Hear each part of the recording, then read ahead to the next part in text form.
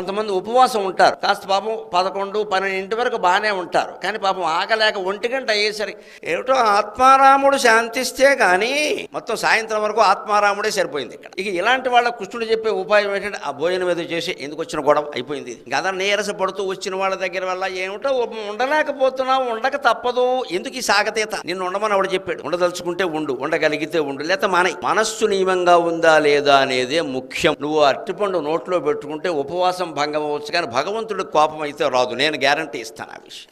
ఎందుకంటే ఉపవాసం అనే దానికి సంస్కృతంలో అర్థం ఏమిటంటే ఉప అంటే సమీపే, ఉపవాసం భగవంతునికి సమీపంలో ఉండడం అంటే ఇక్కడ మఠం వేసి కూర్చోవడం కాదు. ఇక్కడ నీ మనస్సు ఆయన్ని స్మరిస్తూ ఉండడం, సమీపంలో ఉండడం. మనస్సు భగవంతుడిని స్మరిస్తూ ఉన్నప్పుడు నువ్వు 2 ఇడ్లీ తిన్నా, 2 అరటిపళ్ళు తిన్నా, ప్రాణం నిలబెట్టుకుందుకు ఏదైనా చేసినా ఆయనకి ఏమి అనిపించదు. వాడు మనస్సు నాకు అర్పించాడు, వాడు అరటిపళ్ళు తింటే నాకే, అనపకాయ తింటే నాకే అంటాడు. మనస్సే ముఖ్యం.